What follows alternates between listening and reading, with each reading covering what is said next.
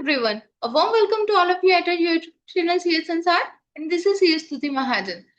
तो बहुत सारी क्वेरीज हमारे पास आ रही हैं कि लैंडलॉर्ड का पैन नंबर क्या नेसेसरी है एचआरए की एग्जम्पशन के लिए।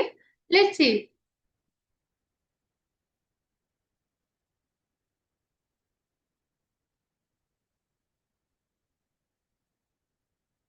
इस landlord's PAN card needed for claiming HRA. As we all know कि सैलरी के अंदर HRA means house rent allowance एक मेजर रोल जो है वो प्ले करता है। ठीक है, एक मेजर पार्ट सैलरी का जो है वो एचआरए की फॉर्म के अंदर दिया जाते हैं। अब एचआरए की एग्जम्पशन मिलेगी तो क्या उसके लिए लैंडलॉर्ड का पैन नंबर नेसेसरी है या नहीं है, तो आज के सेशन में हम वही डिस्कस करने जा रहे हैं। एचआरए अगर आपको मिलते तो बेसिकली आपको वो दिया जाता है एचआरए की हाउस रेंट अलाउंस कि आपने कहीं बाहर घर लिया हुआ है, उसका आप रेंट पे कर रहे हैं तो उसकी डिडक्शन आप अपनी सैलरी से लेते हैं।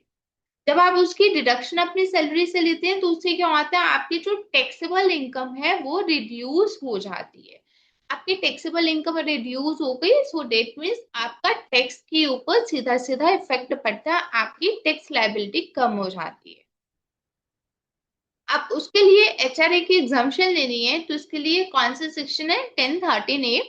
और एक मेजर बात, ये जो है ओल्ड टैक्स रिजाइम के अंदर ही है, नई टैक्स रिजाइम के अंदर एचआरए की एग्जाम्पशन यू नो कि आपके पास नहीं है। नई टैक्स रिजाइम के अंदर हमें पता है कि और स्लैब्स हमारी और ओल्ड रिजाइम के अंदर जो टैक्स स्लैब्स का है काफी डिफरेंस है, तो इसीलिए नई रिजाइम के अंदर जो एचआरए की एग्जाम्पशन है वो नहीं दी गई है। लेकिन अगर आप ओल्ड टैक्स रिजाइम के अंदर आते हैं, ठीक है, आपको लगता है कि ओल्ड टैक्स रिजाइम में आपको बेनिफिट है तो उसके अंदर एचआरए की एग्जम्पशन आप ले सकते हैं। और 1 लाख तक की थ्रेशोल्ड है, इसका मीनिंग क्या है इसको अभी हम एक्सप्लेन करते हैं। तो 1 लाख से कम अगर आप रेंट पे कर रही हो एक साल के अंदर 1 लाख से नीचे, that means 8,333 rupees per month से नीचे दे रहे हो रेंट, तो उस केस में लैंडलॉर्ड का पैन नंबर आपको नहीं चाहिए। ठीक है, अभी तक के लिए वो मैंडेटरी नहीं। अगर आप उस थ्रेशोल्ड लिमिट से ऊपर देते हैं, रेंट आपने ऊपर दिया, ठीक है, मीन्स 1 लाख पर ईयर से ऊपर रेंट पे कर दिए हैं तो लैंडलॉर्ड का पैन नंबर जो है वो है मैंडेटरी। और एक और कैटेगरी हाई रेंट कैटेगरी, इसके अंदर क्या है, अगर आप रेंट पे करते हो 50,000 पर मंथ से ज्यादा तो उस केस में पैन के साथ साथ आपको टीडीएस भी डिडक्ट करके रेंट पे कर। ठीक है, तो हमारे पास 3 तरह की कैटेगरीज आ गई। 1 लाख पर ईयर के नीचे रेंट पे कर रही हो तो पैन नंबर नहीं चाहिए। 1 लाख से ऊपर रेंट पे कर रही हो तो उसके लिए आपको लैंडलॉर्ड का पैन नंबर चाहिए। और अगर आप 50,000 पर मंथ से ऊपर रेंट पे कर रही हैं तो उसके लिए आपको पैन के साथ साथ टीडीएस डिडक्ट करके रेंट की पेमेंट करनी है। अब but must be provided for HRA above ₹1 lakh. अगर आपका 1 लाख से ऊपर का आप रेंट पे कर रही है तो उस केस में आप क्या करोगे, अपना लैंडलॉर्ड से पैन नंबर लेंगे, अपने एम्प्लॉय को सबमिट करोगे। हाँ, इनकेस अगर आपके जो लैंडलॉर्ड है उसके पास पैन नंबर है ही नहीं, कौन सा केस हो सकता है कि अगर वो काफी एज ओल्ड बंदे हैं, ठीक है, पुराने बुजुर्ग हैं, उनके नाम के ऊपर प्रॉपर्टी है तो उन्होंने अपना जो पैन नंबर है वो नहीं ले रखा हुआ, वो लोग अपने रिटर्न फाइल नहीं करे।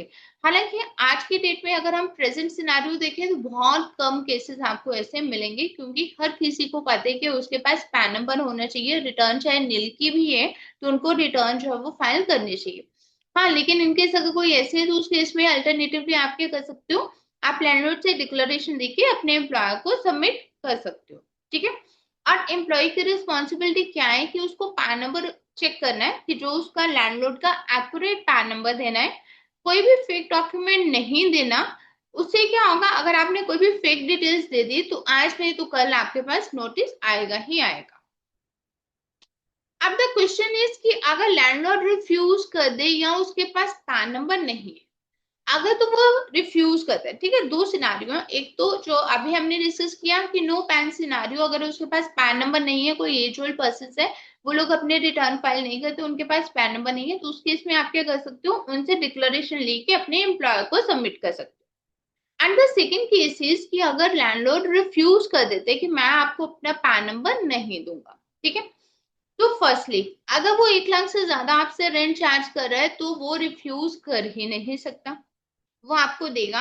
लेकिन फिर भी अगर वो बंदा आपको नहीं देता है, तो उस केस में आपके पास लैंडलॉर्ड का नेम, एड्रेस, सब कुछ आपके पास कंप्लीट होना चाहिए। और इन केस अगर कोई भी किसी भी तरह का नोटिस आते हैं, तो आप वही जो आपके पास डॉक्यूमेंट्स है वो उसको दे सकते हो, ताकि फिर उसके बाद जो है वो डिपार्टमेंट खुद वहां पे एम्फेसाइज करके तो उनका पैन नंबर वगैरह क्लिक कर ले। ठीक है। बट द पॉइंट इज, अगर आपका 1 लाख से ऊपर का आप रेंट पे कर रहे हैं, तो उस केस में पैन नंबर लेना, लैंडलॉर्ड का पैन नंबर लेना मैंडेटरी बन जाता है। ठीक है। और इन केस अगर कोई भी ऐसा लैंडलॉर्ड है जो कि आपसे 1 लाख से ऊपर रेंट ले रहा है पर ईयर, और वो भी इस चीज के लिए अवेयर नहीं है, तो उसको भी आप लोग अवेयर कर सकते हो कि आपका पैन नंबर उसको देना जरूरी।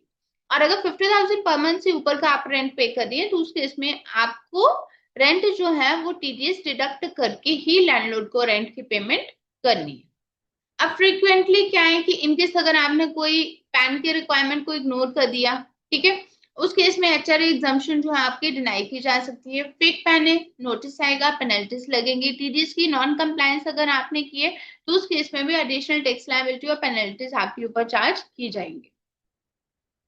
अब इसके अंदर क्या है, इनकेस अगर आप अपनी एचआरए की डिडक्शन ले रही हैं, दैट मीन्स अगर आप अपनी ओल्ड रेजाइम के अंदर है, एचआरए की डिडक्शन ले रही हैं, तो उस केस में आपको पूरी की पूरी प्रॉपर डॉक्यूमेंटेशन जो है वो करके रखनी है। जो भी आपने रेंट पे किया है, उसके साथ साथ जो लैंडलॉर्ड का पैन नंबर है वो सब आपको अपने पास रखना है। और टाइम टू टाइम अपने जो भी डॉक्यूमेंट्स हैं वो एम्प्लॉयर को एचआरए डिपार्टमेंट के अंदर, एचआर डिपार्टमेंट के अंदर आपको सबमिट करने रहते हैं। तो अगर आप भी अपनी एचआरए की डिडक्शन ले रही हो, तो 1 लाख से ऊपर का अगर आप रेंट पे कर रही हैं, अगर तो आपका रेंट जो है एनुअली 1 लाख से कम है, तो आपको जरूरी नहीं है कि आप अपना लैंडलॉर्ड का पैन नंबर लेंगे। लेकिन अगर आप 1 लाख से ऊपर का रेंट पे कर रही हैं और 1 लाख से ऊपर की एचआरए की एग्जम्पशन जो है वो ले रहे हैं, तो उस केस में आपके पास लैंडलॉर्ड का पैन नंबर होना मैंडेटरी है। और अगर 50,000 पर मंथ से ऊपर का आप रेंट पे कर रहे हो, तो उस केस में आपको जो रेंट पे करना है वो टीडीएस को डिडक्ट करते हुए करना है। तो ये जो लॉ की कंप्लायंसेस है आपको बड़े ध्यान से करनी है। और इनकेस अगर आप ये कंप्लायंसेस नहीं करते, तो उससे क्या है, टैक्स लायबिलिटी आपकी इंक्रीज हो सकती है, पेनल्टीज, लेट फीस आपके ऊपर सब अप्लाई हो जाएगा। लेकिन बट मेक इट श्योर कि ये तभी है अगर आप ओल्ड रिजाइम के अंदर है, ओल्ड रिजाइम में ही आपको एचआरए की एग्जाम्पशन मिलेगी। अगर आप न्यू रिजाइम के अंदर हैं, तो न्यू रिजाइम के अंदर एचआरए की एग्जाम्पशन आपके पास नहीं है। फिर भी इनकेस अगर आपकी कोई क्वेरी है, तो आप हमें 1 to 1 कांटेक्ट कर सकते हैं। Thank you and stay tuned.